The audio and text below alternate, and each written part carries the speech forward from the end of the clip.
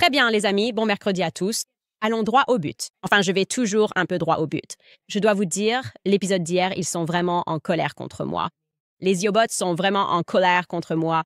Comment ai-je pu être aussi humain? Comment ai-je pu être aussi humain et dire que je ne veux pas la guerre, ce qui est la raison pour laquelle Ted Cruz et Tucker Carlson s'affrontent en ce moment? Nous avons des extraits de ce débat. Mais d'abord, j'ai une confession à faire.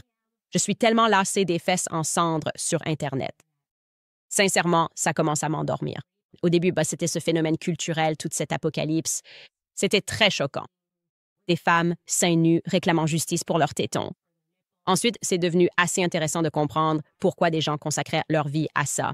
Et maintenant, je m'ennuie beaucoup. Et je veux parler de Sabrina Carpenter en début d'émission, de la pochette de son nouvel album et de pourquoi c'est en réalité significatif d'une guerre plus large qui se joue contre les femmes. En plus, nous allons aborder, je dois parler de Meghan Markle, cette vidéo de twerk vraiment très étrange. Parlons de tout ça. On se lance tout de suite.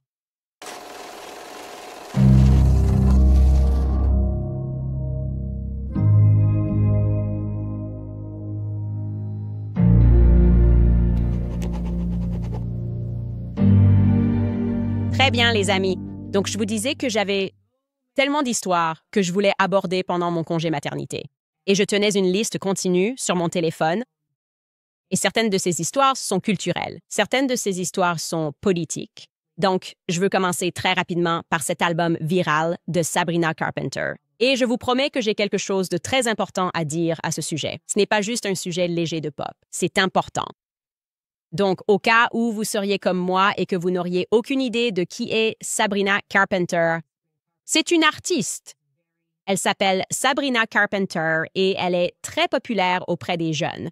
D'après mes producteurs, qui ont dû tout me résumer ce matin, elle a 26 ans, c'est une ancienne actrice de Disney Channel, ce qui en dit déjà long, n'est-ce pas? Si tu viens de Disney, pour une raison ou une autre, il faut forcément que tu montres tes fesses une fois que tu as quitté Disney. Mais je tiens à préciser que je n'essaie absolument pas de lui manquer de respect. Je ne sais vraiment pas qui est cette femme. Je ne connais aucune de ses chansons.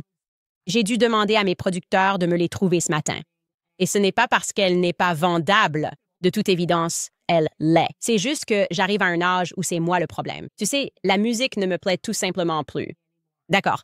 Ça ne sonne tout simplement pas bien. Les voix ne sonnent pas bien. Le son n'est pas agréable.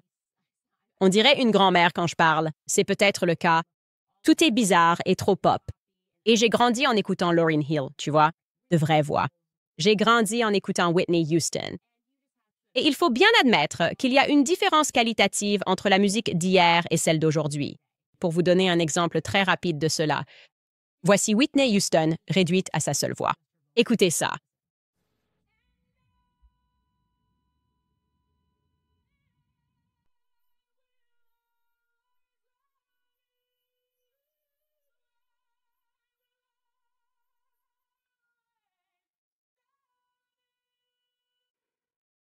C'est tout simplement incroyable. Juste pour vous rappeler à quoi ressemblait la musique autrefois. Et maintenant, on avance dans le temps et on a Sabrina Carpenter et on voulait aussi isoler uniquement sa voix.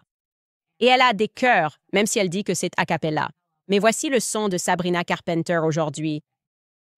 Quel que soit le démon qui est en toi, ne le laisse pas sortir ce soir.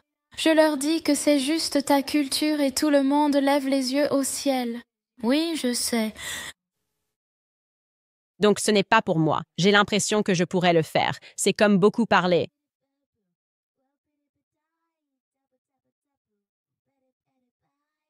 Je ne peux pas imiter Whitney Houston. Bref, Sabrina Carpenter, encore une fois, ce n'est pas une insulte envers elle. S'il y a un acheteur et que tu es un vendeur, peu importe. C'est le libre marché. Elle a eu beaucoup d'accrochages avec les médias parce qu'elle a une image extrêmement sexualisée, non? Et comme je l'ai dit, c'est un rite de passage pour les gens de Disney. Miley Cyrus, Christina Aguilera, elles grandissent et tout à coup veulent se déshabiller.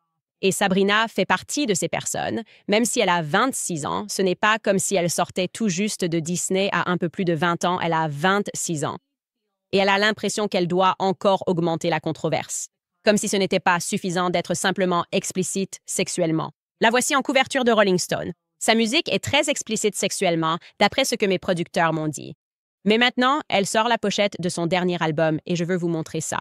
L'album s'intitule Man's Best Friend. Regardez cet album. Maintenant, au cas où vous écouteriez ceci uniquement en audio, regardez ça. Elle est penchée à 4 pattes. Il semble qu'elle touche le genou d'un homme avec sa main gauche. Elle est en gros un chien. C'est un chien devant un homme en robe très courte et talons hauts, la robe relevée, de sorte qu'elle est juste sous ses fesses ou la jupe relevée. Et il lui tire les cheveux. Donc c'est censé être sexuellement explicite et elle publie ça sur son Instagram. Mon nouvel album Man's Best Friend, tu comprends? J'ai l'air d'un chien et il me tire les cheveux sortira le 29 août 2025. Et il y a eu un peu de tollé à ce sujet, beaucoup de bruit sur Internet pendant que j'étais en congé maternité. Et tout d'abord, les gens disent « Oh mon Dieu, c'est tellement controversé ». Il y a 2 ou 3 choses que je veux dire tout de suite. Ce n'est pas controversé. Ce n'est même pas du tout controversé. Nous avons atteint le summum de la saturation concernant les seins et les fesses sur Internet. Je suis tellement lassée de ça. Et en fait, je pense que si elle avait vraiment voulu être controversée, elle serait restée habillée, se serait mariée et aurait mis des enfants sur la pochette de son album. Si elle avait juste fait une belle photo de famille, alors les gens auraient dit « Oh mon Dieu, qu'est-ce qu'elle fait ?» D'ailleurs, c'est exactement ce qui est arrivé à Anna Neilman de Ballerina Farm. Elle menait simplement une vie normale, avait une vie de famille sur Internet, sur Instagram et faisait du pain. Et les gens se sont attaqués à elle. Ils disaient « Comment ose-t-elle faire ça ?» Et ça m'a semblé logique parce que la culture est devenue tellement extrême dans le domaine pornographique que lorsque quelqu'un garde ses vêtements, cela peut être vraiment choquant. Je suis en fait tellement désensibilisée à la pornographie ou au soft porn sur Internet que si Sabrina Carpenter entrait dans cette pièce à 4 pattes, à moitié nue, je ne pense même pas que je serais choquée. Je lui demanderais probablement comment elle est entrée dans la maison et si l'un des enfants a laissé la porte ouverte. Mais je ne serais pas surpris. OK, la deuxième chose que je veux dire ici, qui est bien plus importante, c'est quelque chose dont Ian Carroll et moi avons parlé à la fin de l'épisode de lundi. Et c'est d'essayer de comprendre le pourquoi de tout ça, parce que j'ai probablement eu trop de temps pour réfléchir pendant mon congé maternité. Mais j'ai commencé à penser à la pop music que j'écoutais quand j'étais au collège. Et j'ai été quelque peu horrifiée en revoyant et en écoutant certaines de ces vieilles vidéos. Christina Aguilera, une artiste merveilleusement talentueuse qui n'a pas besoin, au vu de sa voix, de se déshabiller pour attirer l'attention. Mais elle a sorti son premier album. J'étais obsédée par ça. Elle avait 17 ans et la chanson était Genie in a Bottle. Et quand j'écoute ces paroles aujourd'hui et que je pense au fait que j'étais au collège et qu'elle parle franchement d'un gars avec qui elle veut coucher en disant « Tu dois me caresser comme il faut », je suis un génie dans une bouteille, bébé. Tu dois me caresser comme il faut. Et elle faisait ça. Elle enregistrait ça. Elle avait 16 ans. Oui, c'est assez sombre. Tu commences à te demander quel est le pourquoi de tout ça. Pourquoi avons-nous systématiquement ces jeunes femmes qui arrivent, à qui on donne ces chansons, et dont certaines, avec des talents divers, sont tout le temps à moitié nues? Et ce dont Ian Carroll et moi avons parlé, et c'est quelque chose qui me pèse beaucoup, surtout ces dernières années. Tu sais, je viens d'avoir 36 ans, en fait, en avril de cette année. Et je suis dans la tranche d'âge où l'on fait des bébés, où tout le monde essaie d'avoir des enfants, où les gens en ont, mais la difficulté à tomber enceinte est quelque chose de vraiment frappant, non? Et je voulais vraiment utiliser ma plateforme, maintenant que je suis de retour, pour vous dire cela. Parce qu'il y a tellement de personnes formidables parmi mes amis, dans ma famille, qui peinent à avoir ne serait-ce qu'un seul enfant. Et ce n'est pas à cause de leur âge. Ce n'est pas à cause de leur santé. Je parle de personnes qui sont dans la vingtaine. C'est à cause d'autre chose.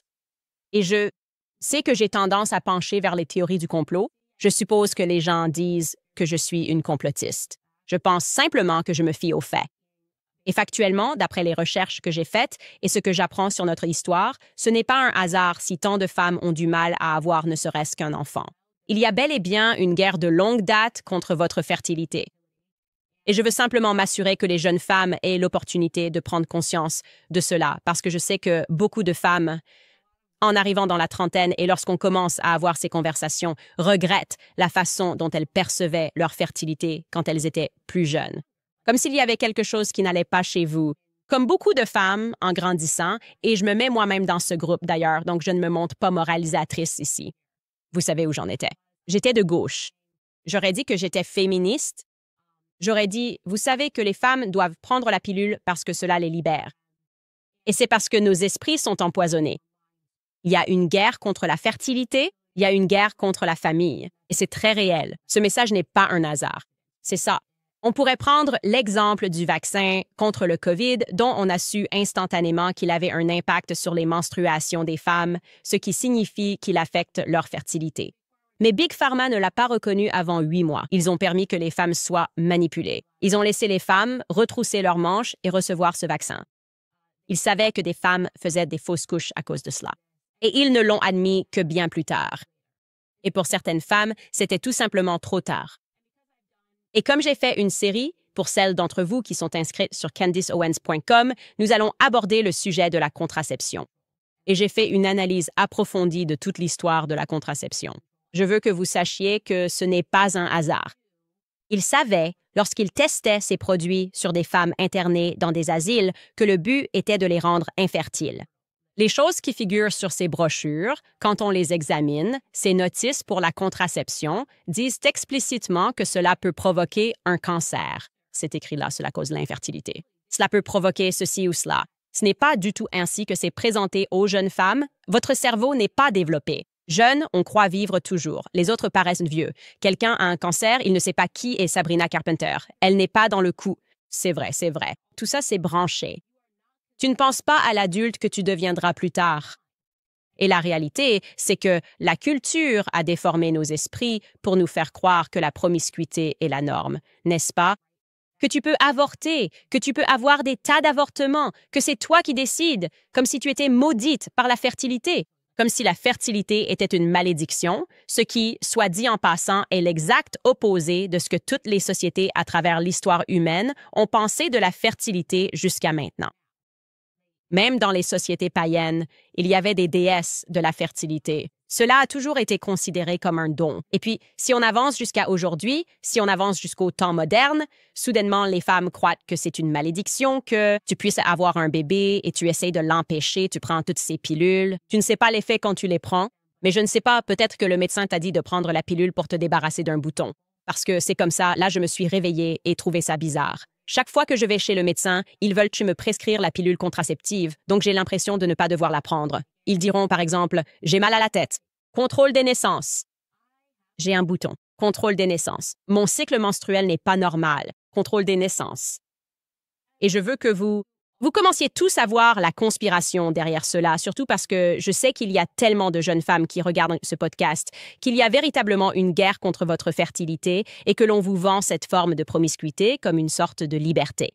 Je veux dire, Sabrina Carpenter, on est censé regarder ça et se dire « Wow, elle est tellement courageuse, magnifique, forte, sûre d'elle et tellement en contrôle qu'elle est à genoux en train d'agir comme un chien. » En étant sexuellement suggestive envers les hommes, se qualifiant elle-même de meilleure amie de l'homme. Genre, ça c'est le féminisme. C'est ça, le féminisme moderne, et on devrait célébrer ça. On n'a pas besoin d'attaquer la personne, je veux juste que vous sachiez que c'est un mensonge. Et elle n'est même pas consciente du fait que c'est un mensonge parce qu'elle a des gens autour d'elle à Hollywood qui lui disent que c'est ce qu'ils veulent. Les gens veulent du sexy, du rouge, que tu sois toujours à moitié nu. On n'a plus le droit d'avoir des gens simplement talentueux. Les femmes, vous n'êtes pas assez à moins d'enlever vos vêtements. Et on est censé croire que c'est ça, être puissante. Ça ne l'est pas. Et donc, je voulais que vous sachiez, j'avais vraiment à cœur de dire ça avant tout aux femmes, pour qu'elles comprennent que lorsque vous commencez à réaliser ces choses et à réfléchir en vous disant que peut-être ce que Candace disait n'était pas si fou, peut-être que le fait qu'on nous répète sans cesse que nous sommes en guerre avec l'ordre naturel des choses, comme si ce que fait naturellement votre corps était un problème. C'est ça. C'est ce qu'on nous dit essentiellement à l'école. Et voici des pilules qui peuvent régler ça. Un jour, vous y repenserez et vous vous en rendrez compte. On vous a convaincu de vous empoisonner lentement depuis très longtemps. Et donc, Sabrina Carpenter, en faisant la promotion de la promiscuité, sait, ou plutôt ne sait pas, mais les gens autour d'elle savent que la promiscuité, eh bien, on peut coucher avec de nombreux partenaires et faire des choses pour les hommes. Maintenant, il y a la contraception et tout ira bien. Si tu tombes enceinte, tu peux avorter. Et aussi, d'ailleurs, si elle sort de tout ça et qu'elle veut se marier, eh bien, si tu as eu beaucoup de partenaires, en réalité, tu diminues ta valeur, quel que soit le côté. Ce n'est pas juste un discours conservateur, c'est du bon sens. Les hommes veulent avoir le sentiment d'avoir gagné quelque chose. Et s'ils savent que tu es disponible pour beaucoup d'autres hommes, ils ne ressentent pas forcément cela. Et tu n'es peut-être pas d'accord avec moi, avec mes opinions politiques. Je comprends, je suis conservatrice, mais je devais le dire parce que voir des gens traverser la difficulté d'avoir des enfants et entendre tant de personnes exprimer des regrets à propos, tu sais, de ce qu'il y a dans notre nourriture, des médicaments que nous prenons, de ce qu'ils croyaient quand ils étaient plus jeunes, je ressens que si j'ai une plateforme, je dois m'exprimer contre cela. Et donc, c'est à peu près tout ce que je voulais dire à ce sujet avant que nous ne passions, non pas à la guerre contre notre fertilité, mais à la guerre entre Tucker Carlson et Ted Cruz. D'abord, je veux vous rappeler à propos de Goldco, parce que vous avez peut-être entendu que Ron DeSantis a signé une loi qui reconnaîtrait l'or et l'argent comme monnaie légale dans l'État de Floride, les exemptant de la taxe de vente. Oui, c'est une loi qui doit entrer en vigueur le 1er juillet 2026, sous réserve de ratification par la législature de l'État. Alors, pourquoi ont-ils fait cela? Le gouverneur DeSantis a expliqué, je cite, « C'est notre capacité à vous donner la liberté financière pour vous protéger contre la dépréciation du dollar. » Toute cette inflation, l'explosion de la dette nationale et la récente dégradation de la note de crédit des États-Unis lui ont peut-être ouvert les yeux. C'est pourquoi j'ai noué un partenariat avec une société de métaux précieux. Les signes avant-coureurs étaient là depuis longtemps. Pour en savoir plus sur la façon dont l'or et l'argent peuvent protéger votre argent, contactez mes partenaires chez Goldco.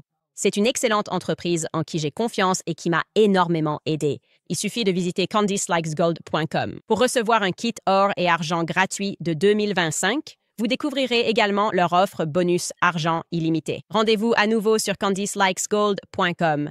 CandisLikesGold.com. Bon, le grand débat qui se déroule actuellement sur Internet, avant même de voir le débat complet que Tucker Carlson vient de diffuser, il y avait juste un extrait qui circulait, qui laissait présager qu'ils allaient aborder le sujet de l'Iran et de la guerre. Et nous constatons cette division qui se produit au sein du méga-mouvement, si vous voulez. Je tiens à le dire d'emblée. J'aime bien Ted Cruz. Je l'ai rencontré. Donc, le fait que je critique ses idées ne veut pas dire que j'attaque l'homme. Il est très gentil. Et il est évident que Tucker Carlson et lui se retrouvent sur des positions opposées à ce sujet. Ils ont tous les deux été aimables avec moi par le passé. Donc, dans ce premier extrait, Tucker met essentiellement Ted Cruz sur la sellette à propos de ce qu'il sait vraiment sur l'Iran, étant donné qu'il pense que les troupes américaines devraient, pourraient et peut-être sont déjà impliquées. Entrer en guerre ou s'impliquer à nouveau dans un conflit au Moyen-Orient à la demande d'Israël. Je vous laisse écouter cet extrait vous-même. Au fait, combien de personnes vivent dans les environs? Je ne connais pas la population. Du tout? Non, je ne connais pas la population. Toi? Vous ne connaissez pas la population du pays que vous cherchez à renverser? Combien vivent alentour? 92 millions. D'accord. Ouais. Comment pouvais-tu ne pas le savoir? Je ne passe pas mon temps à mémoriser des tableaux de population. Eh bien, c'est plutôt pertinent puisque vous appelez au renversement du gouvernement. Pourquoi est-ce pertinent que ce soit 90 millions, 80 millions ou 100 millions? Parce que si Vous ne connaissez rien à ce pays? je n'ai pas dit que je savais, D'accord. Quelle est la composition ethnique de l'Iran? ce sont des Perses et majoritairement chiites. D'accord, c'est... Tu ne sais rien sur l'Iran. Alors, Ok, je ne suis pas l'expert Tucker Carlson sur l'Iran, sur l'Iran, tu es un sénateur qui appelle à au renversement du... gouvernement. C'est toi qui l'affirme. Tu ne sais rien sur ce pays. Non. Tu ne sais rien sur ce pays. C'est toi qui affirmes qu'il n'essaie pas de tuer Donald Trump. Non, je... Ne dis pas ça. Qui ne comprends pas. Si c'était une... Bonne idée, tuer Général Soleimani, tu as dit que c'était une mauvaise idée. Crois pas qu'ils essaient de tuer Trump. Si, j'y crois. Parce que tu ne demandes pas de frappe militaire contre eux en représailles. Et si tu y croyais vraiment, nous sommes... Menant des frappes militaires aujourd'hui, Tu as dit qu'Israël le faisait. c'est vrai. Avec notre aide. J'ai dit nous. Israël les dirige, mais nous les soutenons. Eh bien, tu annonces une exclusivité ici car hier soir, le gouvernement américain a nié. Le porte-parole du Conseil de sécurité nationale, Alex Pfeiffer, a nié au nom de Trump que nous agissions pour Israël dans une capacité offensive. Nous ne les bombardons pas, Israël bombarde. Tu viens juste de dire que nous le faisions, Nous soutenons Israël. C'est par intérêt. Tu es un sénateur. Si tu dis que le gouvernement des États-Unis est en guerre. avec l'Iran en ce moment, les gens écoutent. D'accord, il se passe beaucoup de choses ici. Je veux d'abord répondre à la première partie où il lui pose simplement quelques faits de base sur l'Iran. En général, si vous allez parler d'un débat auquel vous participez, certains éléments peuvent ne pas avoir d'importance. Par exemple, si je disais « Je ne pense pas qu'Israël ait le droit de continuer à tuer des Palestiniens » et que quelqu'un me demandait combien de Palestiniens étaient vivants en 1994, ce serait hors de propos. Le meurtre est mal. Le meurtre est toujours mal. C'est donc une position parfaitement acceptable à avoir. Mais ce n'est pas le cas ici, n'est-ce pas? Et la raison pour laquelle cela compte, c'est parce que Ted Cruz a du pouvoir. Ted Cruz peut voter et il rend très clair via ses tweets qu'il pense que l'Amérique devrait s'impliquer si cela dégénère en guerre mondiale. Il pense que l'Amérique doit s'impliquer dans ce conflit. Donc c'est très sérieux. Il a le pouvoir de se représenter lui-même lors d'un vote qui pourrait décider que vos fils, mes fils, vos frères, nos frères, fils, cousins, peu importe qui, pourraient être enrôlés dans ce conflit, n'est-ce pas? Donc, quand on détient autant de pouvoir, il est de votre devoir, si vous allez représenter le peuple américain, de dire que nous devons nous impliquer dans ce conflit. Il vous incombe également d'évaluer si nous pouvons ou non gagner ce conflit. C'est une chose de se demander, avons-nous le droit de nous impliquer? Et lui, il pense que oui, nous devrions nous impliquer dans le drame d'Israël. Et la raison pour laquelle il pense cela, d'ailleurs, c'est que Tucker Carlson a été influencé par l'AIPAC. Enfin, pardon, pas Tucker Carlson. Ted Cruz accepte de l'argent du lobby AIPAC, comme beaucoup de nos politiciens. Et il accepte beaucoup d'argent. Il en a accepté. Presque 2 millions de dollars de la part de l'AIPAC, alors que son salaire de sénateur est d'environ 170 000 dollars par an. En plus de cela, il accepte aussi de l'argent des lobbyistes. C'est la raison pour laquelle ils ne veulent pas quitter Washington, parce qu'ils gagnent beaucoup d'argent grâce à différents lobbies. Et donc, il a accepté presque 2 millions de dollars de l'American Israel PAC. Et je pense que c'est potentiellement ce qui guide sa décision. Je suppose que Tucker Carlson fait de même. Parce qu'il est évident qu'il n'est pas motivé par l'idée qu'il pense que nous pouvons gagner. Il ne le dit pas, il ne le fait pas. Il devrait raisonnablement se dire « OK, et en plus de ça, la population est de 90 millions. Voici ce que nous avons. » Il n'a fait aucune de ces évaluations. Il sait juste que nous devons défendre Israël. Et oui, tu devrais absolument avoir une estimation approximative de la taille de la population. C'est ça. Si je dis « allons faire la guerre contre la Chine », je sais que la Chine a environ 1,7 milliard d'habitants. Et je vais réfléchir et me dire « peut-être qu'on ne devrait pas faire la guerre à la Chine parce que ça fait beaucoup de monde ». Il ne connaît pas la réponse à cela. Donc, c'est problématique. Et donc, quand ils entrent dans cette discussion, il faut se demander ce qui la motive, à part s'il va prétendre que c'est plus que simplement son avis. Les dollars de l'AIPAC, alors qu'il fait semblant de croire que nous devrions être impliqués. Et c'est à ce moment-là qu'il en vient à expliquer qu'il croit qu'il existe une base théologique pour que nous soyons liés à la politique étrangère d'Israël. Écoutez bien. En grandissant à l'école du dimanche, on m'a appris dans la Bible que ceux qui bénissent Israël seront bénis et ceux qui maudissent Israël seront maudits. Et de mon point de vue, je veux être du côté de la bénédiction. De ceux qui bénissent le gouvernement d'Israël? Ceux qui bénissent d'Israël, c'est ce qui est écrit. Il n'est pas question du gouvernement, il est question de la nation d'Israël. C'est dans la Bible. En tant que chrétien, j'y crois. Où est-ce que c'est? Je peux te le trouver. Je n'ai pas le verset exact en tête. Tu peux sortir ton téléphone et chercher sur Google. C'est dans la Genèse. Mais donc tu cites une phrase de la Bible. Vous n'avez pas le contexte. Vous ne savez pas où cela se trouve dans la Bible, mais c'est comme votre théologie. Je suis confus. Qu'est-ce que ça veut dire, au juste? Tucker. Je suis chrétien. Je veux savoir de quoi vous parlez. D'où me vient mon soutien à Israël? Premièrement, parce que la Bible nous ordonne de soutenir Israël, mais le numéro 2... Attendez. Non. Attendez. Vous êtes sénateur et vous rejetez la théologie. Je suis chrétien et j'ai le droit de donner mon avis. En tant que chrétien, devons-nous soutenir le gouvernement d'Israël? Il nous est commandé de soutenir Israël. Quoi? Israël. On nous dit que ceux qui bénissent Israël seront bénis. Attendez. Définir Israël, c'est important. Vous plaisantez? Ce pays est majoritairement chrétien. Définir Israël? Tu ne sais pas ce qu'est Israël. C'est le pays sur lequel tu as posé environ 49 questions. Donc c'est de cela que parle la Genèse. C'est de cela que Dieu parle. Le pays d'Israël, oui. Donc, s'agit-il des frontières actuelles, de la direction actuelle? Il parle de l'entité politique appelée Israël? Il parle de la nation d'Israël. Oui, les nations existent et il parle d'une nation. Une nation, c'était le peuple d'Israël. La nation à laquelle Dieu fait référence dans la Genèse, est-ce la même que le pays dirigé actuellement par Benjamin Netanyahou? Oui. C'est le cas. Et je suis vraiment content qu'il ait dit ça, parce que quand on l'entend, on se rend compte à quel point ça sonne ridicule. Même si vous ne suivez pas une théologie, même si vous ne vous identifiez pas comme chrétien, vous réalisez que vous avez un sénateur en face de vous qui dit que sa raison numéro 1, il n'a pas dit une des raisons, il a dit « ma raison numéro 1 de soutenir Israël, c'est parce que la Bible m'y oblige ». Et juste pour que vous le sachiez, la Bible n'ordonne pas, et c'est ce que Tucker Carlson souligne dans cet extrait, elle n'ordonne absolument pas de soutenir l'État moderne d'Israël. La Genèse ne fait pas référence à l'État d'Israël moderne, créé en 1948, et il n'est pas dit que vous devez le soutenir, malgré le fait qu'il soit très impliqué dans ce qui ne peut être décrit que comme un comportement démoniaque depuis sa création, n'est-ce pas? Et donc, vous allez ignorer tous les autres passages bibliques. Vous allez mal interpréter ce passage. C'est une hérésie dispensationaliste qui a en fait été financée par le Congrès sioniste mondial. Et nous pourrons faire un autre épisode à ce sujet où je vous présenterai toutes les preuves de ce qui a guidé ces annotations.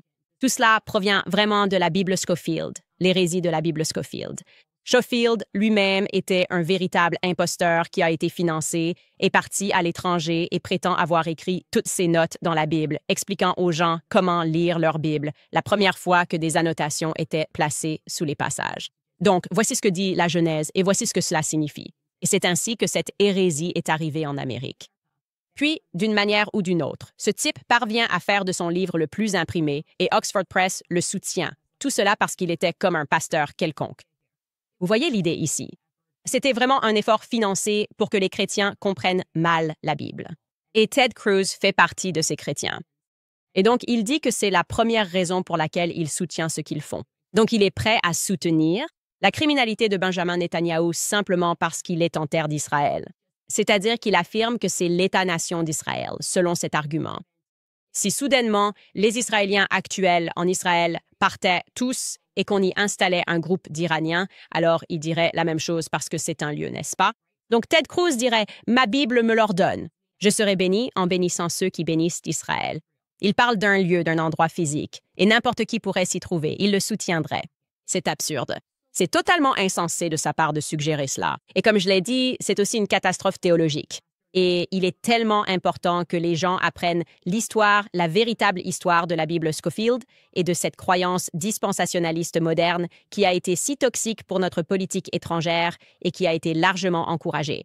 C'est même le fait d'accoler les valeurs judéo-chrétiennes. Je suis chrétien. Je ne suis pas juif. Je suis chrétien. Mes valeurs sont chrétiennes. Et franchement, cela... Vous devriez croire qu'un pays qui s'est impliqué, comme Israël l'a fait, dans le chantage, le meurtre, le bombardement d'enfants, l'assassinat et la famine de femmes et d'enfants pour obtenir ce qu'il veut, la tromperie. Et, je veux dire, on pourrait en parler à grande échelle. On pourrait en parler d'un point de vue historique, on pourrait en parler à l'échelle moléculaire ou personnelle. C'est comme si c'était une obligation de soutenir le sionisme. Il faut juste mentir. Il faut mentir tout le temps. Je veux dire, il répète chaque jour cette idée que je suis financé par le Qatar. Pas la moindre preuve. C'est complètement faux. C'est inexact. Et ils le répètent tous les jours parce qu'ils n'ont pas d'autres arguments. Tout ce qu'ils ont à faire, c'est continuer à espérer que des gens comme le sénateur Ted Cruz, surtout s'ils sont financés par l'AIPAC, vont complètement mal interpréter la Genèse et croire que, quoi qu'il arrive, ils doivent soutenir les politiques de Bibi Netanyahou, que même les Israéliens ne soutiennent pas. Eux-mêmes ne le soutiennent même pas. Ils manifestent contre lui en temps de guerre. Donc c'est vraiment, ça devrait vous terrifier? Franchement, ça devrait vous terrifier. Il est aussi ironique qu'on nous dise que l'Iran, eux, peuvent avoir des armes nucléaires parce que ce sont une bande de fondamentalistes enragés, de fanatiques religieux. Et en même temps, vous dites qu'Israël n'a pas à respecter le droit international. Ils n'ont même pas à parler ou à reconnaître le fait qu'ils possèdent des armes nucléaires. C'est acceptable qu'ils aient volé cela à l'Amérique, qu'ils aient volé des armes à l'Amérique. C'est acceptable que Jeffrey Epstein dirigeait un réseau de chantage sur nos politiciens, qu'il menait un réseau de chantage sexuel via le Mossad. C'est acceptable. Et ils n'ont pas à répondre aux questions sur JFK et Jack Ruby, autrement dit Jacob Rubenstein et son implication. Nous devons simplement accepter que, quoi qu'ils fassent, aussi toxique, horrible et démoniaque que ce soit, c'est parfaitement acceptable. Parce que Dieu va vous bénir si vous bénissez cette terre. Oui, Dieu voulait que vous nous laissiez avec un problème immobilier de 1948. C'est complètement ridicule qu'ils avancent cet argument. Et donc, quand vous les voyez s'y mettre, et il y a d'autres extraits qui sortent, et il y a aussi un autre extrait. Tu sais qu'à un moment donné, Ted Cruz, et je ne l'ai même pas vu avant il y a quelques minutes, tu sais qu'à la fin, Ted Cruz va simplement suivre la ligne des sionistes, c'est-à-dire, bon, je n'ai plus d'arguments. Mais maintenant, je dois sous-entendre que tu es antisémite si tu ne soutiens pas Bibi Netanyahou, n'est-ce pas? Cette confusion intentionnelle entre Israël, la nation étrangère et les Juifs. Et voilà qu'il le fait. Écoutez ça. C'est quelque chose de très étrange. Cette obsession pour Israël, quand on parle de l'étranger, Des pays? tu ne parles pas des Chinois, tu ne parles pas des Japonais, tu ne parles pas des Britanniques, tu ne parles pas des Français. Qu'en est-il des Juifs? Oh, je suis antisémite maintenant. Sénateur, c'est vous qui posez les questions, Tucker. Vous êtes... Demandez pourquoi les Juifs contrôlent notre politique étrangère, C'est ce que vous venez de demander, sénateur. Je suis loin de dire cela. c'est ce que vous venez de dire. En fait, je peux parler pour moi-même et vous dire ce que je dis. Bien. Au nom non seulement de moi-même, mais aussi de mes nombreux amis juifs qui se poseraient les mêmes questions, à savoir dans quelle mesure, et c'est intéressant que vous essayiez de détourner mes questions en me traitant d'antisémite, ce que vous faites. Je ne l'ai pas fait. Bien sûr que si. Et plutôt que d'avoir l'honnêteté de me le dire en face, vous êtes d'une manière sournoise et féline, en le sous-entendant ou en posant des questions sur les Juifs. Je ne pose pas de questions sur les Juifs. Cela n'a rien à voir avec les Juifs ou le judaïsme, mais a un lien avec le gouvernement étranger. Israël ne contrôle-t-il pas notre politique étrangère? Ce n'est pas Juif, vous dites « je demande ». toi. Et d'ailleurs, c'est toi qui viens de me traiter, je crois, de félin sournois. Alors soyons clairs. C'est sournois de sous-entendre cela. Je suis un antisémite, ce que tu viens de faire. Non, j'ai juste dit, pourquoi est-ce la seule question que tu poses? Toi? Réponds-y. Si vous n'êtes pas antisémite, donnez-moi une raison. Pourquoi? L'obsession, c'est Israël. Je ne suis absolument pas obsédé par Israël. Nous sommes au bord de la guerre avec l'Iran. Ce sont donc des questions légitimes. Non. Poser des questions sur l'Iran ou l'EIL. Terminé. Vous m'avez demandé pourquoi je suis obsédé par Israël. Oui. 3 minutes après m'avoir dit que lorsque vous vous êtes présenté au Congrès pour la première fois, vous avez expliqué que l'un de vos principaux objectifs était de défendre Israël. Oui. Et c'est moi qui suis obsédé par Israël. Je ne pense pas que le rôle d'un législateur soit de défendre les intérêts d'un gouvernement étranger. N'importe quel Gouvernement, y compris ceux dont sont issus mes ancêtres. Voilà donc ma position. Cela ne fait pas de moi un antisémite. Et honte à vous de suggérer le contraire. Et je le pense vraiment. C'est bas. Vous savez que c'est bas. Pourquoi ne répondez-vous pas simplement à mes questions de façon directe et rationnelle? Vous avez le QI pour le faire. Honte à vous. C'est mignon. Au fait, Tucker. Non, ce n'est pas mignon. Ce n'est pas mignon. Je suis offensé. Je suis obsédé par les Juifs. Tu viens de me le dire. Tu viens de me traiter de chat répugnant. Il est malhonnête de sous-entendre que je suis antisémite parce que je pose des questions sur le fonctionnement de mon gouvernement. Est en cours d'exécution. Voulez-vous compter le nombre de questions que vous avez posées? Et les Juifs et Israël? Qu'en est-il de... AIPAC. Je n'ai jamais posé de questions sur les Juifs. Cela n'a rien à voir avec les Juifs, quoi que cela veuille dire.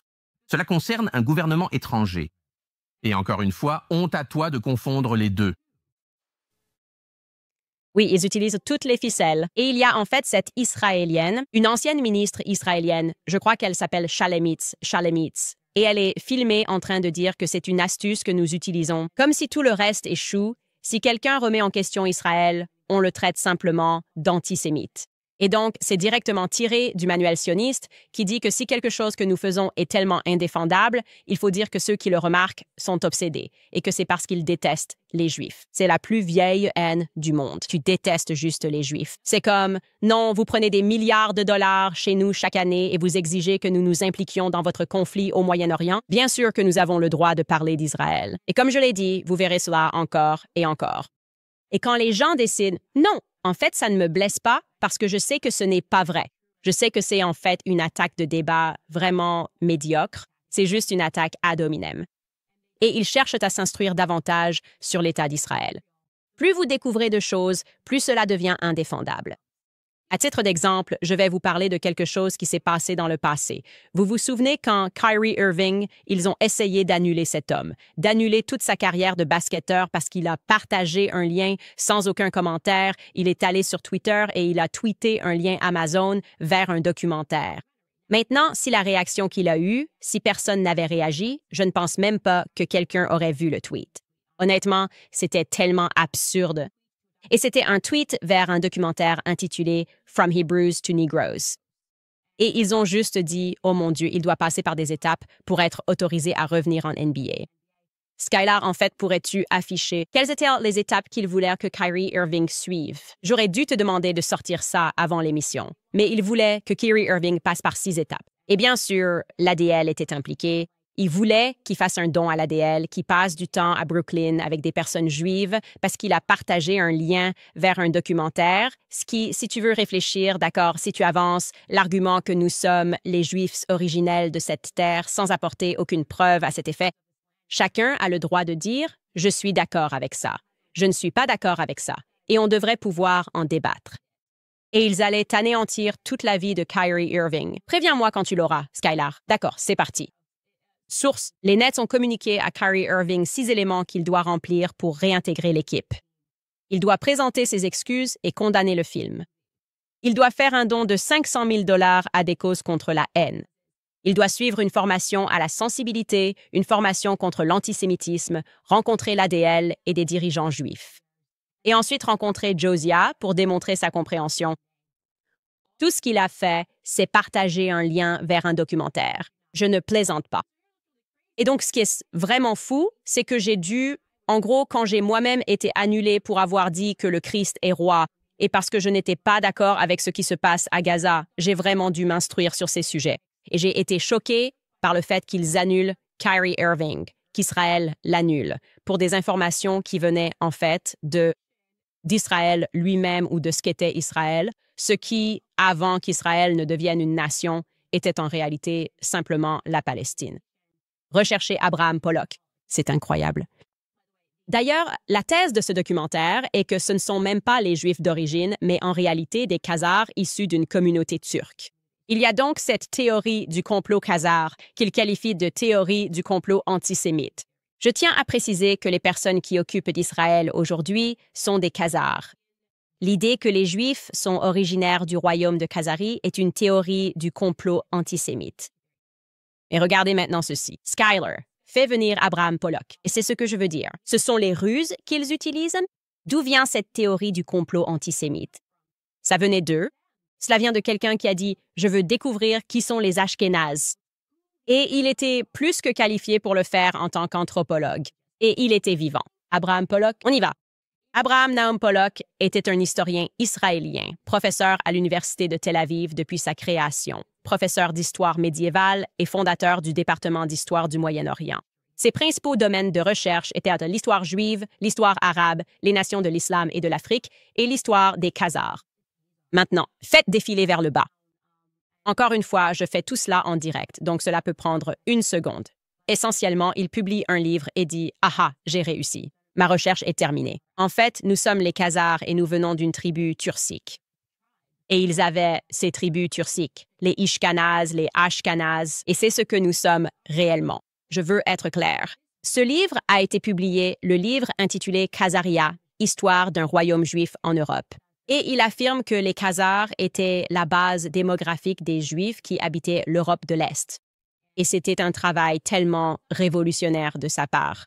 Regardez ça, c'est en 1941, il dit qu'ils se sont alors convertis en masse au judaïsme. Il a été récompensé. L'Université de Tel Aviv lui a décerné un prix. Merci d'avoir mené cette recherche.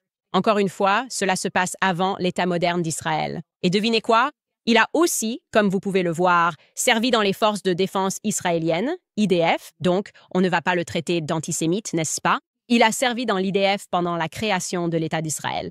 Donc ce type reçoit des récompenses de l'Université de Tel Aviv. Et maintenant, il sert dans l'IDF alors qu'ils viennent juste d'expulser un tas de Palestiniens. Et après avoir fait cela, ils disent « Arrêtez de publier son livre parce que cela ne sert pas à ce que nous essayons de faire. » C'est sur la page Wikipédia.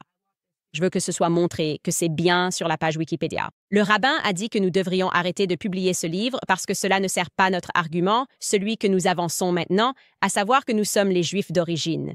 C'est sur cette page Wikipédia. OK, donc Kyrie Irving, en théorie, aurait simplement pu lire ce livre qui a été publié par quelqu'un qui a reçu des récompenses pour ses recherches retraçant les Ashkénazes jusqu'à ce royaume des Khazars. Et ils ne lui ont jamais retiré ses récompenses. Ils ne l'ont jamais traité d'antisémite. Ils n'ont jamais dit que nous avons démystifié son activité scientifique. Les rabbins ont dit que ce n'était pas utile de dire cela, que nous sommes des khazars maintenant que nous avons établi l'État moderne d'Israël. C'est quelque part sur cette page Wikipédia. Vous pouvez faire défiler vers le bas. Nous devrions probablement trouver l'endroit où il est dit que ce n'était pas utile. Je crois que c'était les termes exacts. Alors quand j'ai vu ça, j'ai juste pensé l'audace qu'ils ont d'attaquer Kyrie Irving, de lui imposer 6 conditions, de le traiter d'antisémite pour quelque chose que vous savez que vos propres historiens ont publié comme un fait et pour lequel ils ont reçu des récompenses avant la création de l'État d'Israël, avant que vous ne retiriez ce livre. C'est absurde. C'est absolument absurde.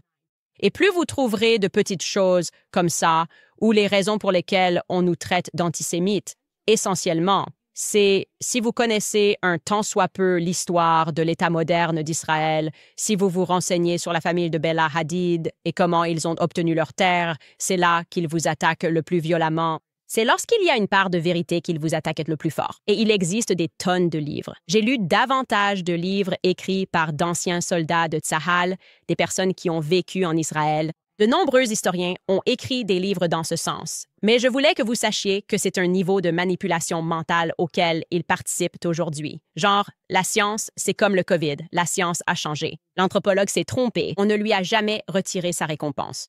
Mais bon, d'accord, peu importe. Le voici sur la page Wikipédia. Merci à vous d'avoir trouvé cela.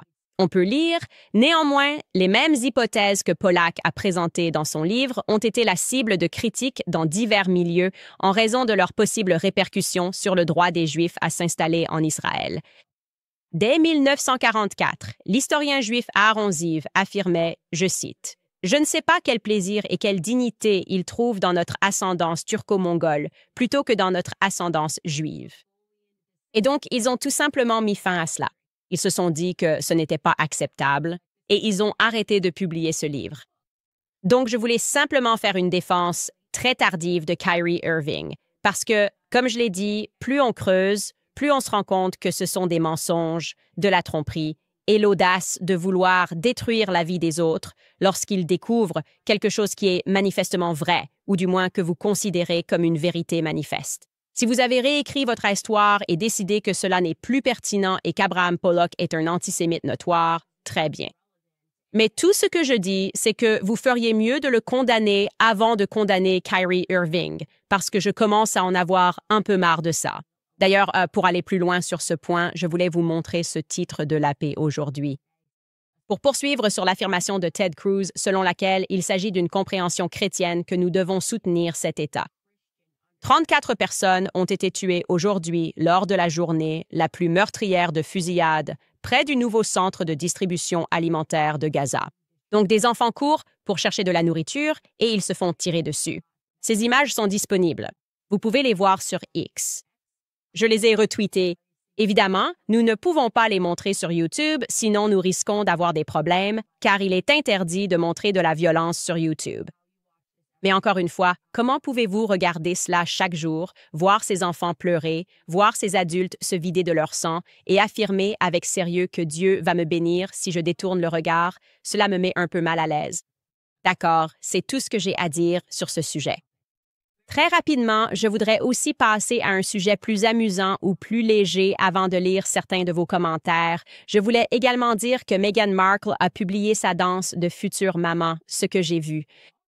Et c'était intéressant. Donc, au cas où vous l'auriez manqué, Meghan Markle, qui a eu du mal à se faire apprécier, je dirais. Je pense que c'est une évaluation juste. Et vraiment, cette année ou l'année dernière, je me suis dit que je voulais vraiment la regarder avec un regard neuf, parce qu'avec tout ce qui se passe, peut-être qu'elle voulait vraiment juste aller en Amérique, vivre à Los Angeles, qu'elle aime cet homme à la folie et qu'elle ne voulait tout simplement pas faire partie de la famille royale.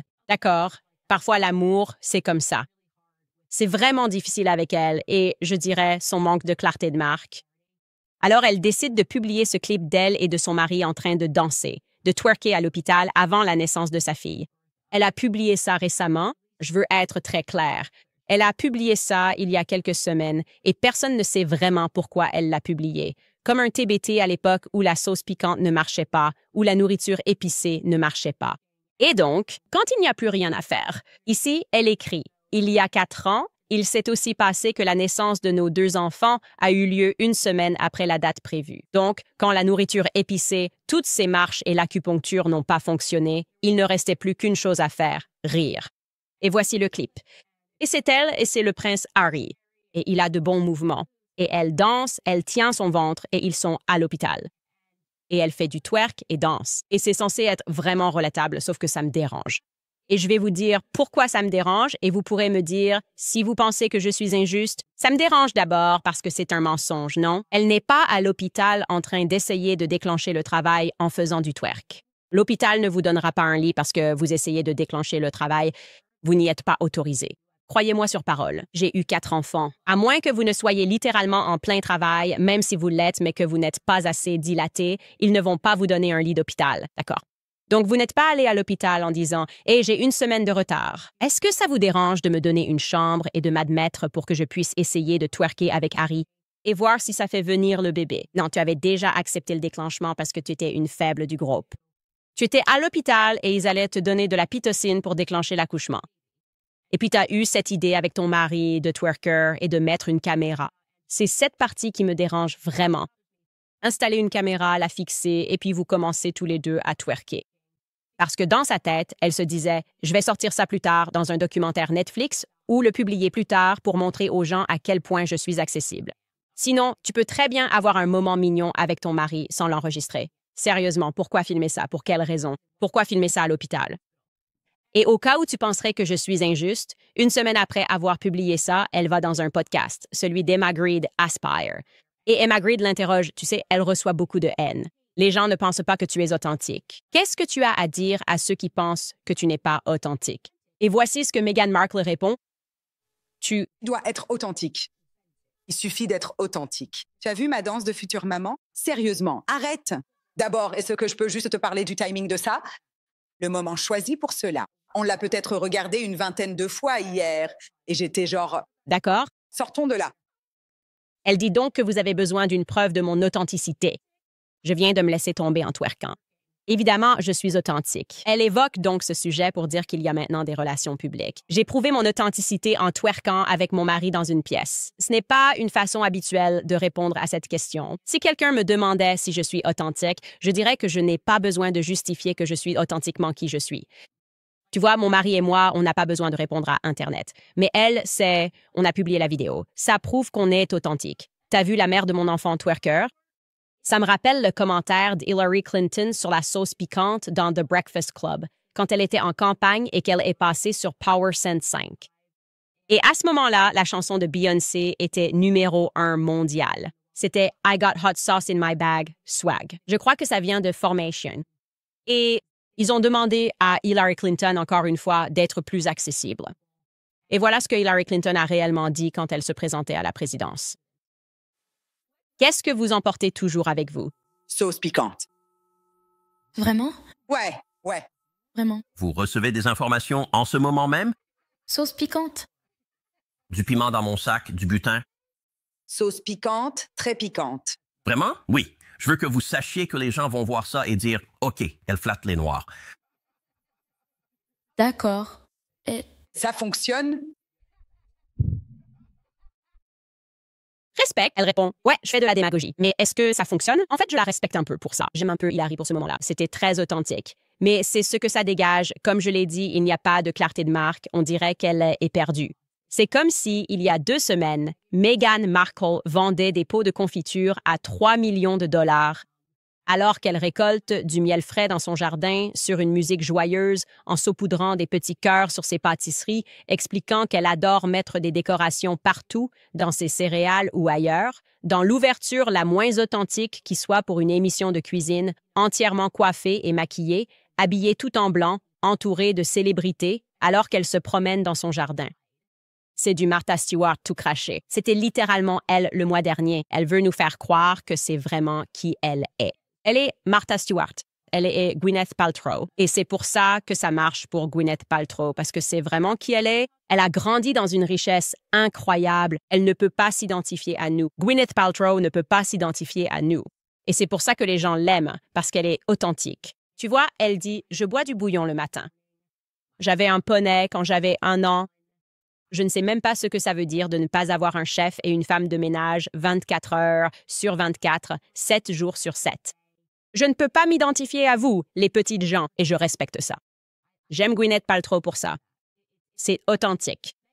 Meghan Markle est à la fois Gwyneth Paltrow et celle qui te dit « Voilà le goût de l'autre côté ». Quand tu vas dans les villas de tes amis milliardaires et que tu prends le miel à l'arrière pour avoir du miel frais à cuisiner, à offrir en cadeau à tes amis.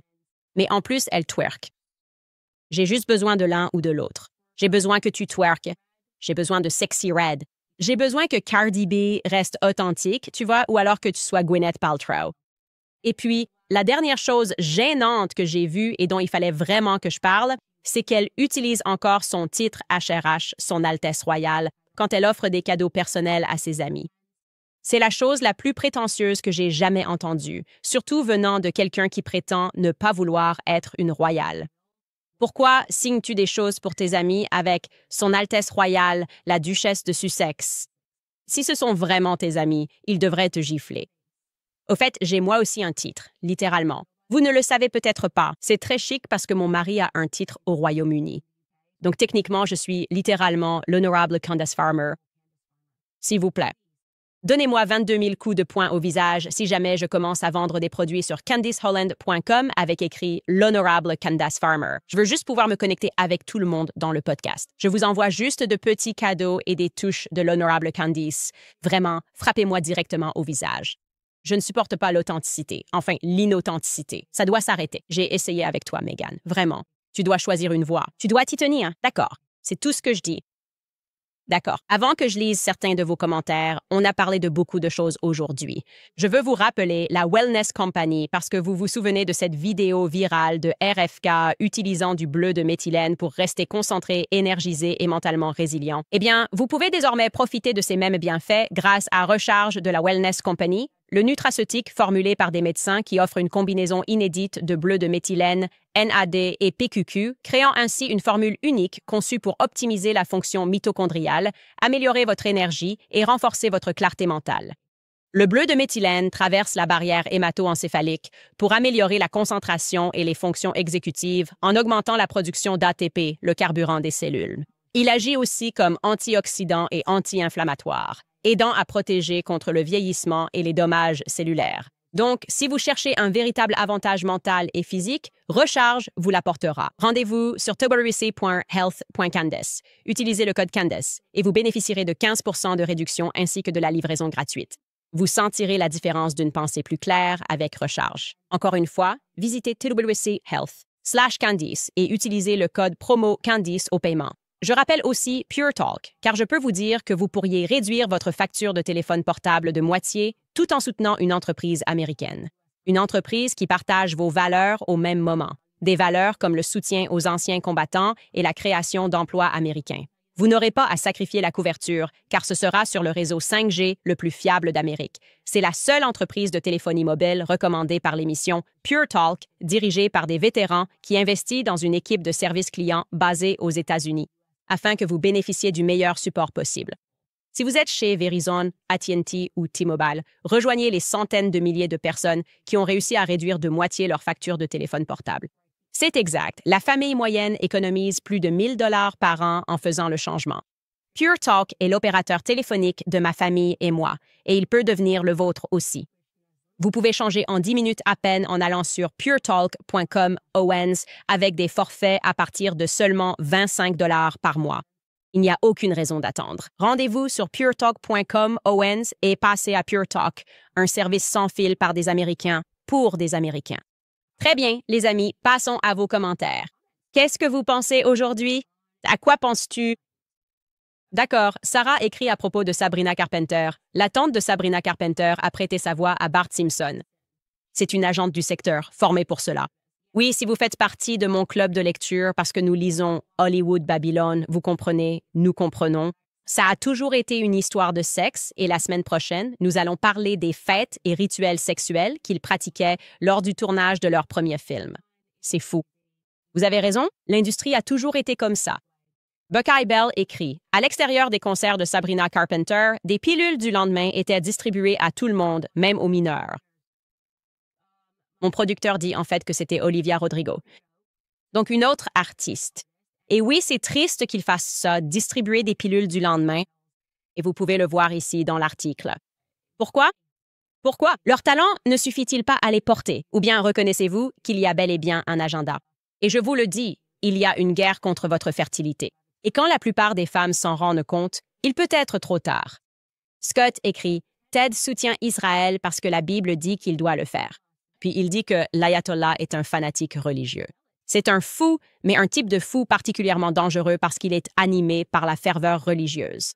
Ouais, c'est plutôt fou. C'est ce que je veux dire. C'est comme, est-ce que vous percevez?